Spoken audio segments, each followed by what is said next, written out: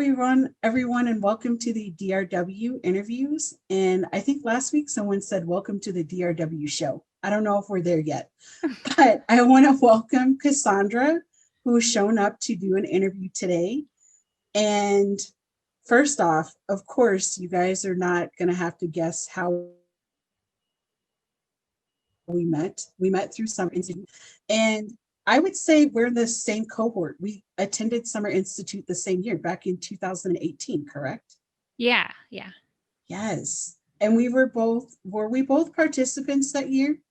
Yeah, we were both participants the first year and then, yep. Yeah. So we've been on the same track because now we're at 2 years with being presenter mentors. Yeah. Yes. So there's been I feel like we've grown in our cohort together. And so first off, I want Cassandra to have an opportunity to introduce herself and tell us what she's up to. How did you get into environmental ed in the first place? And we'll just go from there. Yeah. Thank you, Dee.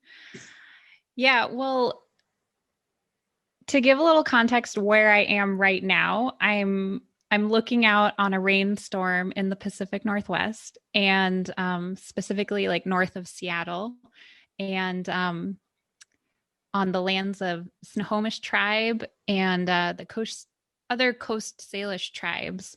And they've been here long before I have. So I'm very grateful that I get to live here.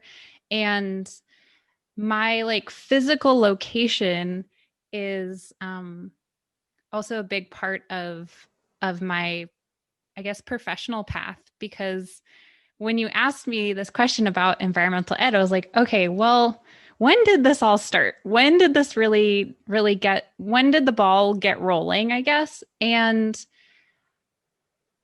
I've always wanted to be a teacher. That's been a part of my dream since I was a teenager. But I didn't know what it would look like. And so I started teaching dance and yoga and creative movement. I was really into body-based practices and started my own dance company for non-professional dancers, specifically for people who just love to move. And I was having a really hard time making it work as a business, as a real living, breathing business. And so I found my way to a preschool and I got a job as an assistant teacher in a preschool because I didn't have enough credits in early childhood education, even though I had a bachelor's in education. So I had to be an assistant teacher. And I started in a 3-year-old classroom. Mm-hmm. And I fell in love with the 3-year-olds. I fell in love with how they think, how they see the world. And also I felt like myself being kind of healed by them, just being healed by their joy, by their, just all of their emotions, by their tears, like just being so themselves. And I was teaching at a preschool on a really busy street in Chicago. And we had a little playground, like cement ground and a play structure. Right. And it was on the busy street. It was like nothing to write home about, but myself and a teacher in another classroom, we volunteered ourselves to help tend the garden. And the garden was 4 little planters, like little triangle planters at like each of the corners of this really tiny playground. Again, like it wasn't major, but it was something. Exactly. And so we started tending to this garden and seeing these children who I like so dearly loved, seeing them love the garden and love these plants. And it just kind of like it connected the dots for me in this way, because I already had this like love for connecting with my body, connecting, like helping children connect with their own bodies. but um but this felt like another piece of the puzzle, and just this like connection with the natural world. And this natural world was like a little bit of dirt. And I know I can imagine that you can relate to this part where it's like it's a little bit of dirt, a little bit of green, and there's a whole lot of cement and a whole lot of noise, car noises, airplane noises, and yet it still was a connection. And so I don't know what was the actual next step, but then I was like, I just became enamored with anything to do with nature-based early learning. And so I just did all this research. I spoke with this amazing educator, Ann Haley, who's at the Chicago Botanic Garden. I got her on the phone, and she was about to start their new nature-based preschool program. Oh, wow. And yeah, and so and actually I might have come across her because they were hiring. And she's like, well, what experience do you have? I was like, I mean, my bachelor's is in education, but I'm pretty new to early childhood. I'm even more new to nature-based learning. Like I literally just looked it up. Right. But she invited me to, Claire Warden was visiting the Chicago Botanic Garden. And so she said that Claire Warden was leading a workshop. So I went to the workshop, and I'm sitting there in the auditorium. I can visualize this. I'm sitting there, and I was like scribbling every single word that she was saying. I was like, she is speaking my language. I am speaking her language. Yes. Where can I get more of this? Right. So many yeses. So then I was like, okay, this needs to be something in my life. Like this is something. I wanted to see where I could teach that would, offer some more nature-based programming. I was hired at this wonderful early childhood program called Stepping Stones Nursery School, also in Chicago. And Vicki, I didn't have enough early childhood credits. I was earning my certificate from UCLA Extension online at the time. And so I was acquiring more and more early childhood credits. And so I was an assistant teacher there, taught with a really wonderful lead teacher, Jackie. And she has a Nature Explorer certified outdoor classroom. Okay. So very nature focused, again, in Chicago, in the city. Wow. And I think they just recently moved, so they're in a different environment right now. But in any case, I was like, okay, I'm getting there. I'm like, this is it. This is something that I can chew on and just learn all I can learn about.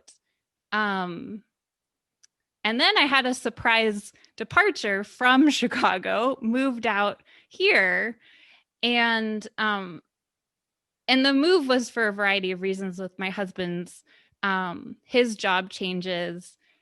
And it also was just a dream to be living really like a lot more connected with the natural world.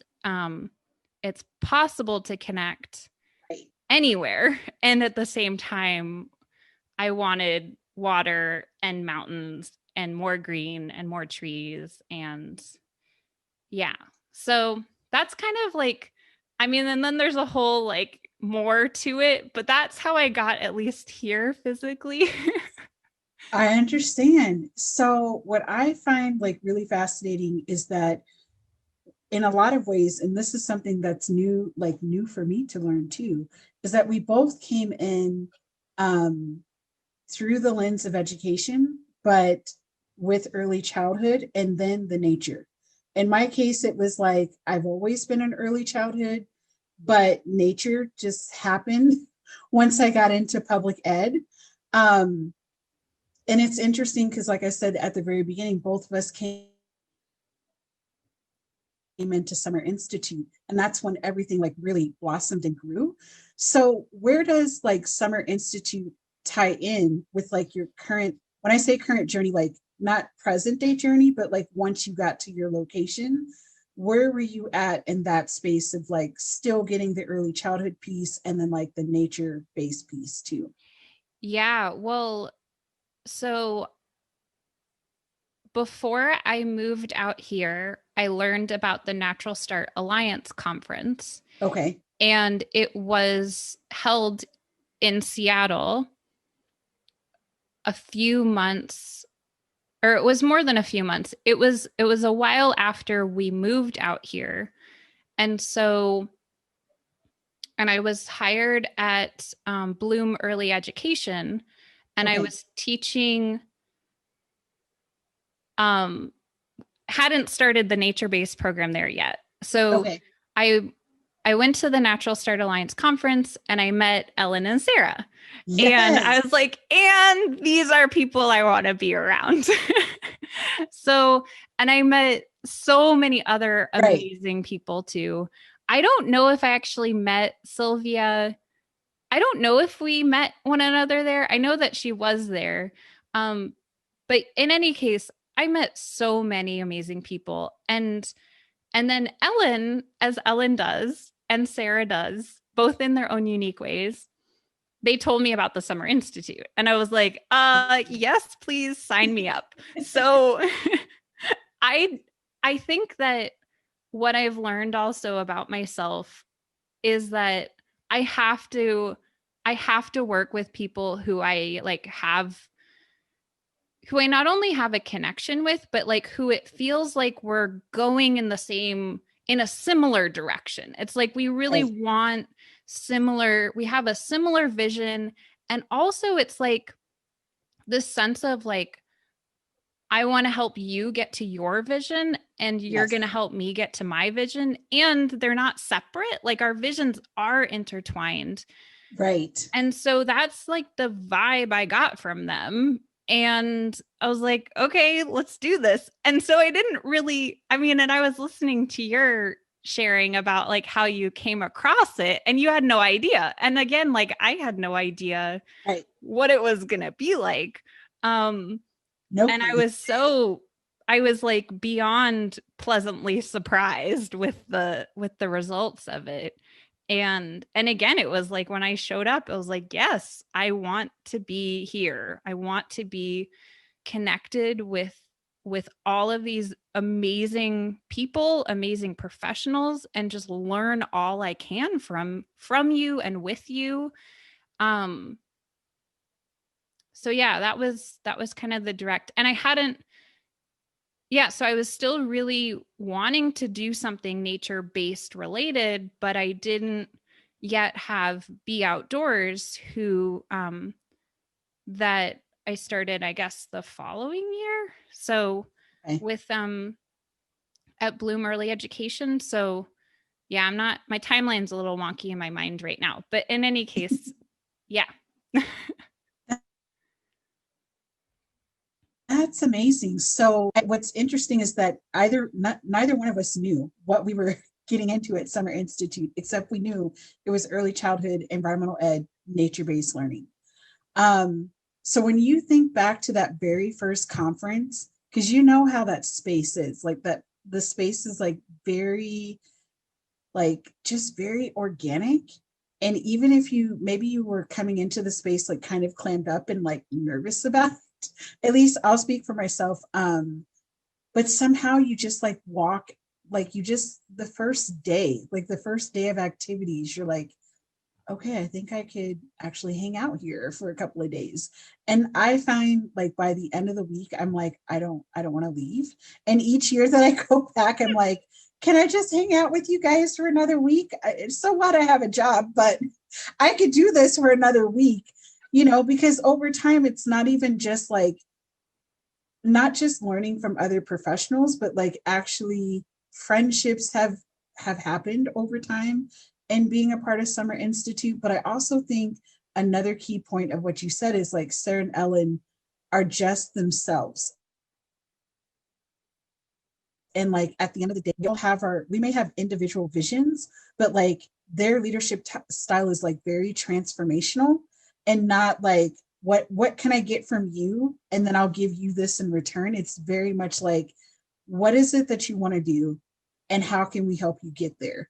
And we're going to use this space to help you get there. Do you feel like that was part of your experience too in the last, like, well, the last 3 summer institutes that we've participated in and presented? Oh, yes. I mean, completely. I think that, well, now in the business I'm running now, I've been writing down my values. Like, what values do I hold as an individual? What values do I want my business to hold? And number one is mutually, I don't, how do I word it? I think joyful, mutually beneficial relationships. Like, that is a key value of mine, that it's not transactional, like you're saying. It's people who, I want to work with, people who want to work with me and who I want to work with. Right. Like, and not just beyond, like, it's, and there's the friendship element to it, and there's the like professional element, that like we're helping each other professionally. Yes. And also just we're helping each other because we're humans. Like, we're helping Exactly. because that's what humans do. Yes. Like, Yes. it's I kind of think that it's um that's another layer of this like transactional relationship, where it's like, oh, if I do this for you, then you'll do that for me. And this like weird kind of sticky, icky place that I really want nothing to do with anymore. Yes. Yes. and if there's, and also I think that where I'm at too is that I think people really crave that genuine connection, and that genuine like, hey, I'm here for you and you're here for me. Let's be like clear about what we have to offer one another. Not this like kind of mushy like, I'll be here for you whatever, but like this really clear grounded sense of I'm here for you. Um People really Exactly. want that. And so why not, like, I feel like the Summer Institute is really this beautiful example of how to do that in a professional space, how to do that in environmental ed, how to do that in early childhood, how to do that in place-based learning. It's like, it's an example of that. I think that what you described is what I found myself going through when I was building Outback, and even going through this like branding of the DRW brand, is that I really needed to like have clear like boundaries and values. And we talked about it before we like pushed record today. But realizing like, no, I don't want to build relationships with other businesses, or even just anyone that I'm providing like any kind of consulting or mentoring with. I want to make sure that that both sides feel like there's like a give and take, but not so much like I said, transactional. It's more or less like building the relationship and building some trust, because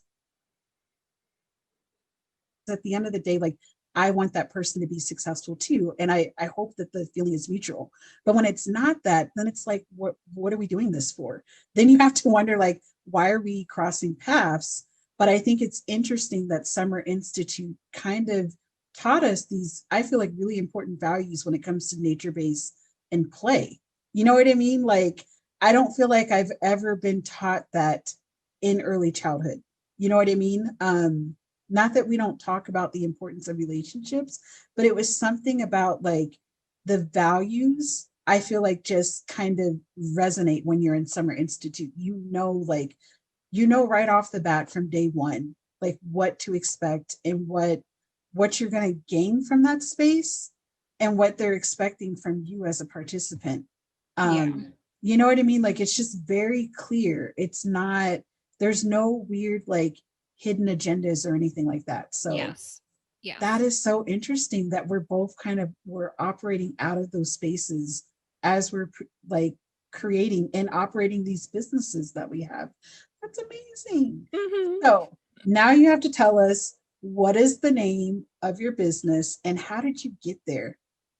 And then also like, this is new information for me. Cause let me tell you guys, it showed up on the socials and I was like this, like, share, support, endorsed. And can you please come to the DRW and tell us about it? Like I was so excited. Let me tell you, guys, I have watched so many of my friends in Summer Institute take so many leaps. And I'm just like proud to like see what everybody is doing. And you're one of them. It's just like, wow, you're up to something too. So I want to hear all about it. I'm like this. Well, I think before I get into it, that's like part of the magic too. It's like when you started your podcast, when you started this, I guess we're on the podcast now. Like it was like, yes, you're doing it and you're like inspiring me to do what I want to do. And it's like this beautiful kind of like call to action of like, yes, Dee's doing this. Yes. And so can you in your own unique way. So it feels so life affirming. Yes. That's been, I mean, the podcast launched right around the same time that we had Summer Institute this year. But one of the things that I said this year, especially in the type of environment that we're all in as environmental educators, is like, what can we do to help our field? Because there are so many kids and parents and educators and guardians, grandparents, kinship, all of that. And we're all overwhelmed because we're all trying to navigate everything in a Zoom bubble or 6 feet away, masked up or no mask, wherever you live, depending on what the rules are, and it's hard to navigate because it's like brand new.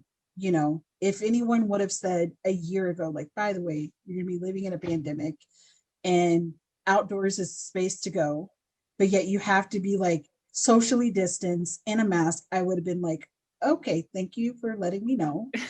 Thank Go you. back to Mars now. I'm gonna stay on Earth. So it's just, and so I remember saying at Summer Institute, like challenging all of us, anyone on the call, whether you were a leader or not, like, what are you going to do to move forward? Like, how can you help people? Because honestly, whether you've been in the field for a long time or a little bit of time, you still have more experience than our traditional teachers. You know what I'm saying? And it's like, yeah, they're going to be looking like, I don't know what to do. I just know that I can't teach in front of the screen and have kids on screen and then keep everyone distance. I just want to take kids outside. Isn't that just, so that's why I'm excited for you to tell us about what you're up to. Yeah. Yeah. So my business is called the Kinship School, and I started it several years ago as primarily a way of training educators. And I'm a Washington State approved STARS trainer, so I offer professional development to educators in the state. And but it evolved over these past, since March. Mm-hmm. And I'm offering coaching to parents primarily. And so what I do, I have a program called Actualize Your Home Education. AYHE. I don't know what that sounds like. I or something. AYHE. And so I coach parents who want to have some type of homeschooling. Though I also do work with parents who their children are going through distance learning, or whatever situation their child is in, they're being met with a whole heap of challenges and a whole heap of unknowns and uncertainties. And I think also the parents that I've been talking with, I think what the pandemic, all of the protests that have been happening in our country, really everything that's happening right now, it's brought about this like this reflection that I didn't see before. This Mhm. like level of reflection that parents are having about their families and about how do we really want to be doing this? And so, and again, with like thinking back to what I was saying about like the values of my business, like having this like deeper level of reflection about Yes. really like what do I really want to be doing and how do I really want to be doing it? And Mhm. so I'm having these beautiful sessions with parents where they're just, it's like I feel like the dial's been like turned up to like 100 degrees or whatever, where it's Right. like the reflection is already happening so deeply and so often that I think people are ready for like big changes that I don't think a lot of people were ready for, say a year ago. And so what I work, Right. how I work is really I help each parent individually find a way that works for them. And so I incorporate nature-based learning. I incorporate place-based learning. I incorporate body-based learning, Wow. intergenerational learning, all of these puzzle pieces that I've been kind of collecting over the past like 15 years, I get to share with parents and Yes. have them get to share with their children.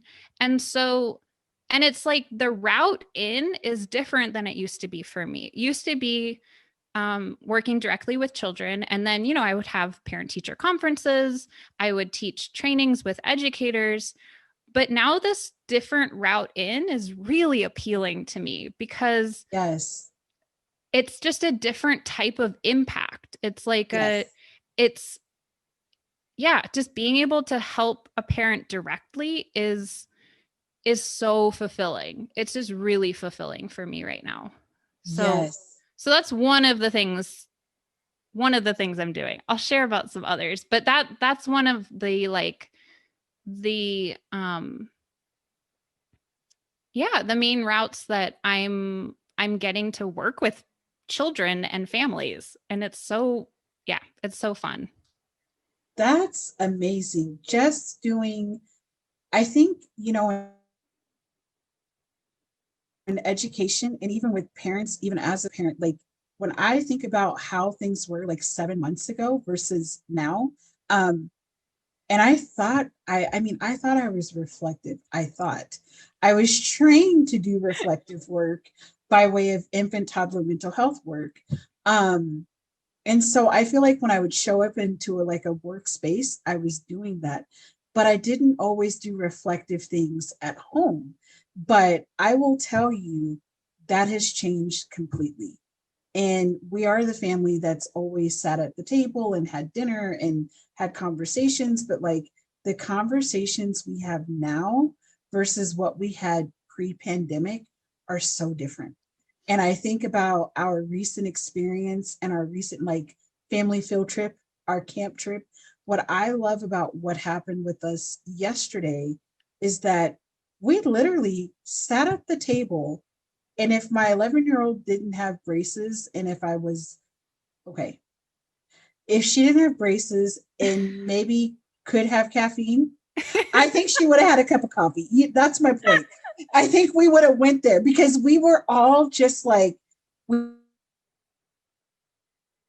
all took turns talking about our experiences and then talking about how we were going to move forward. So like I think the work of doing reflective work with parents and children is so important.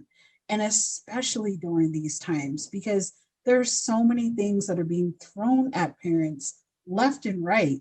And just trying to like manage your day-to-day life of either working in person or working through Zoom and scheduling and managing, and Mm-hmm. as a parent lost a position, and how do you navigate through that and then still somehow like keep the family together without, Yeah.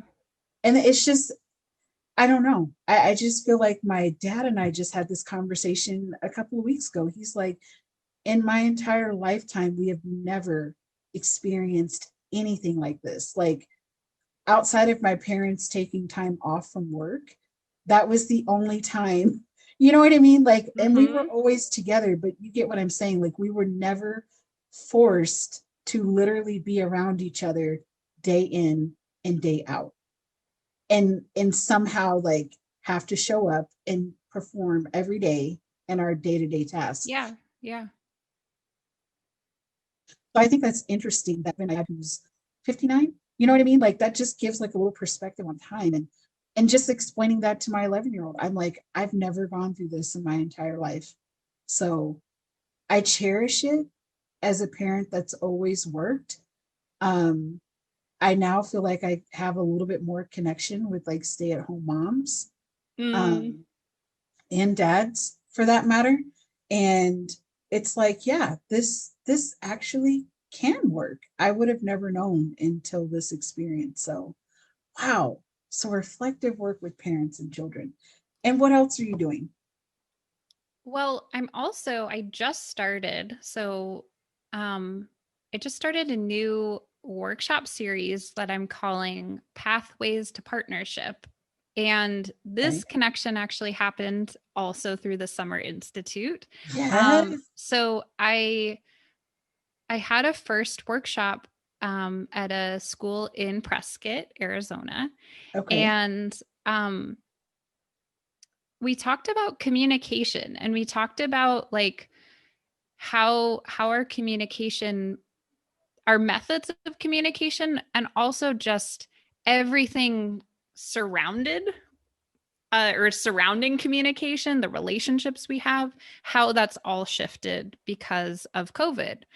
And so what I'm envisioning is that I'm able to offer workshop series to schools who are wanting to help parents and teachers, as well as like parents and teachers together, like help them with their relationship, because that's completely shifted too. I mean, if I'm thinking Absolutely. about like whether or not schools are in person or doing distance learning right now, everything's just changed. And I mean, even the simple thing of like a parent and teacher are not going to be standing at a doorway at pickup No. time. No. They're not going to do that. And they're probably not going to do that for a really long time. And Mm-hmm. those conversations, I mean, thinking back to all of the drop off and pickup conversations that I would have with parents, that's when the relationship is really built. It's not Yes. built during a parent teacher conference. It's No. not built, you know, just solely through the child. It's built in those little tiny moments that we don't have anymore or we won't have for a while. And when we do have those, they're going to look a lot different.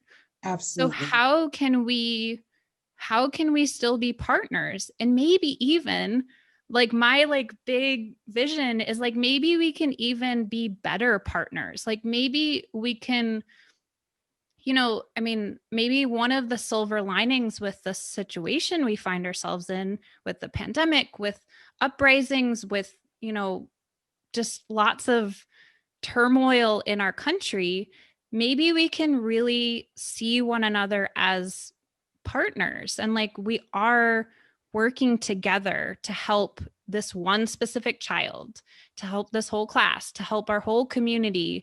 Because that's why I call my business the Kinship School, because um I really want it to be about those connections that we have that aren't just based on the roles we have, but it's about that we're humans. We're Yes. built for connection, we're built for community, we're built for being in these messy relationships with one another. Like that's what we're built for. So why not get better at it? Like why not like work intentionally to build these partnerships? So that's what this little seed of an idea with this pathways to partnership is. And I really hope, and I did it over Zoom and everybody else is on Wow. Zoom. So it was a ton of fun. And I'm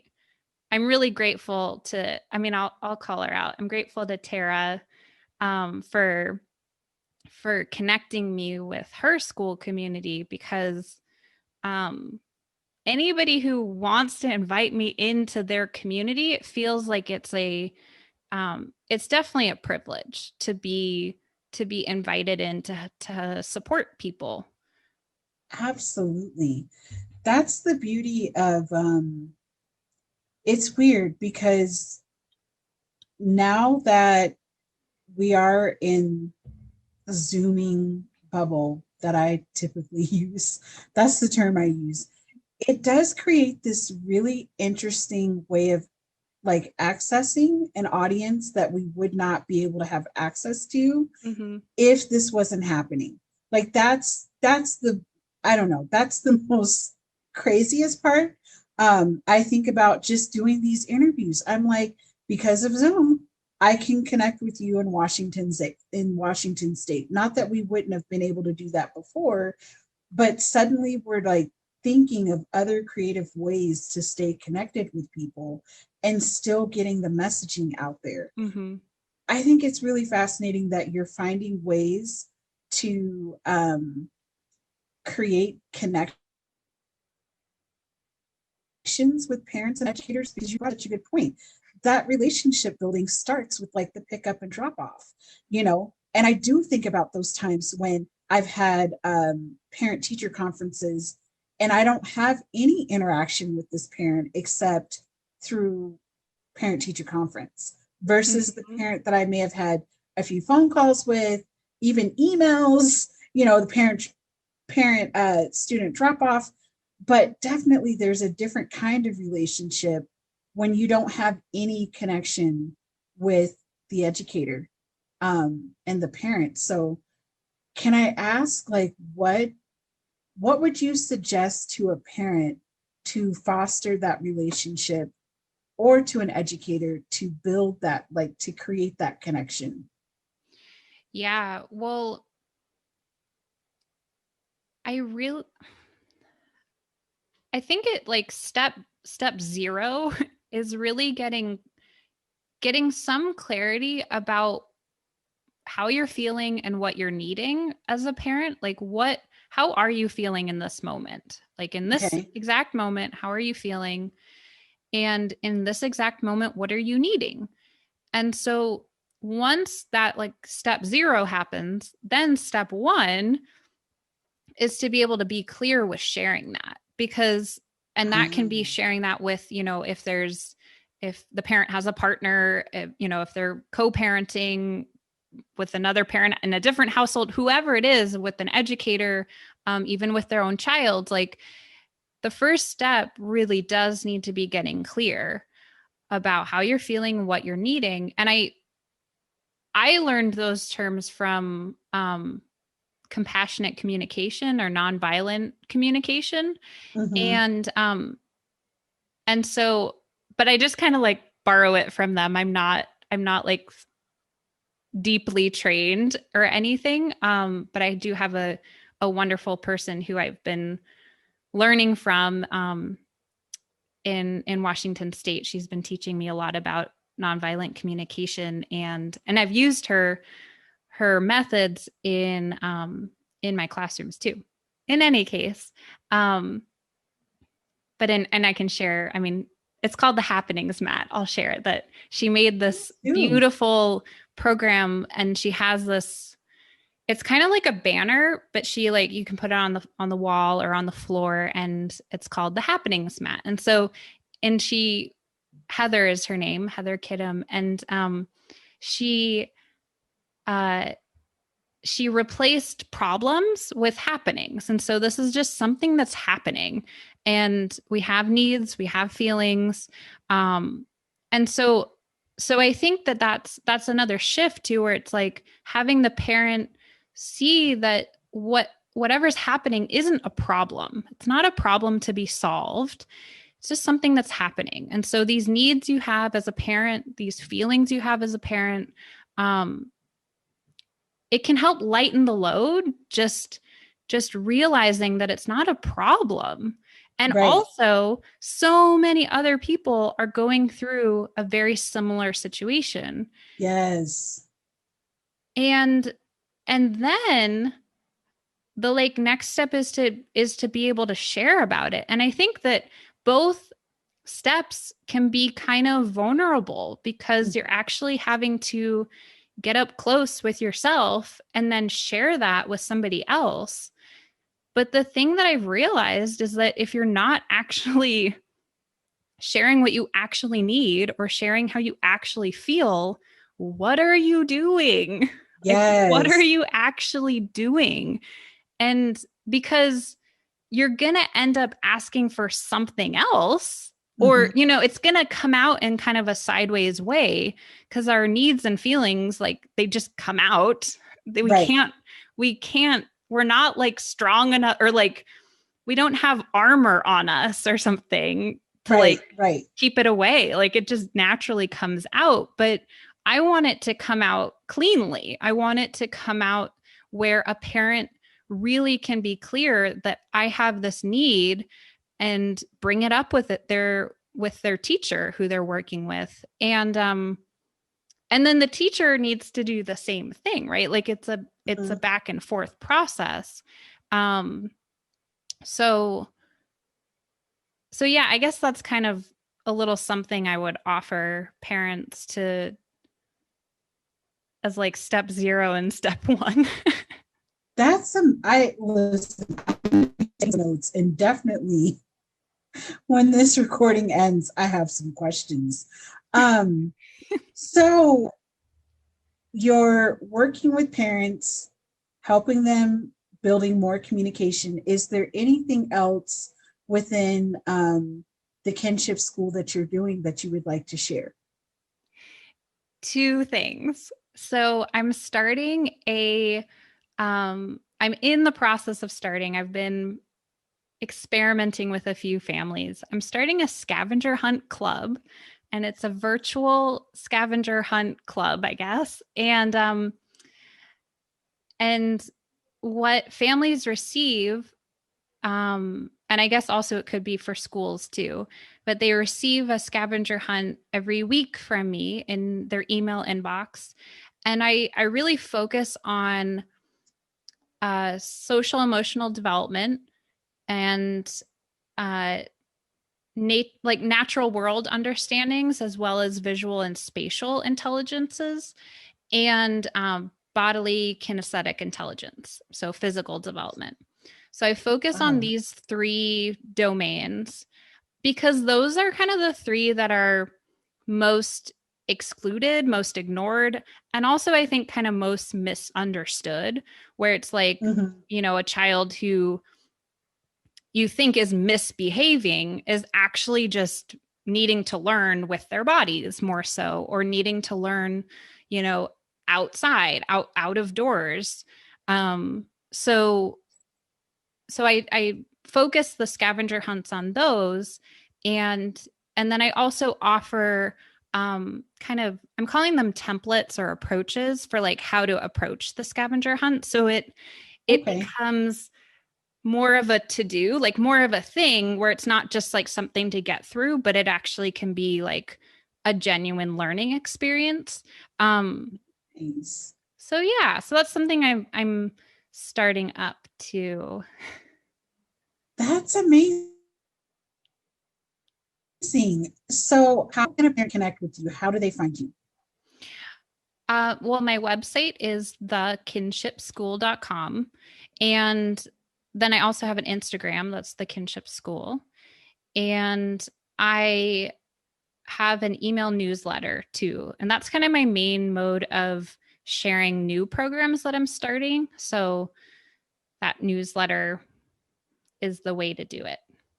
Yes. Okay. I'm a parent, so don't be surprised when I'm like clicking, subscribing. I want to get a newsletter because honestly, as a parent that's homeschooling a kid too, like I'm looking for any of those, like anything that's going to help her stay connected with other people. Um, I'm always just like, yep, let's sign up for that. Um, so my last question is there anything that you want to say in closing remarks before we end today's time together? Well, first, thank you. This is so it's like enjoyable, and it's also, I don't I don't have a word for it. It's like, I feel like it's the kinships, like it's the coming together, it's the like all that we were talking about earlier about like, this is what it is. This is how things happen. Right. Is the like connections we make with one another, and then the things we do because of those connections, because all of the programs I'm starting are because there's a need somewhere. There's some parent, there's some teacher who I care about, who I want to help, and Yes. then I like come up with this idea, and a lot of all of my programs are because I've been talking with people about things that I know they need and I want to make it a reality. So I think I think in closing, this is this is what I need, is this, and I think this is what so many people need, is to remember that we're built for this. We're built for connecting with people, and there's so much more that I have to learn about like how to foster connections, how to foster like connections between children and nature and parents and teachers and teachers and teachers, and it's so fascinating to me. It's like, this sense of belonging that I feel, and that I feel like I'm able to gift other people is exactly where I want to be. So, Absolutely. yeah. Wow. Well, thank you so much for coming on and doing a DRW interview, or the DRW show. We don't have a title quite yet, but I appreciate you showing up and sharing with us the Kinship School. I will definitely have all of the information linked below in the discussion section. And thank you so much, Cassandra. We will definitely be reconnecting again. Thank you, Dee. Bye. Bye.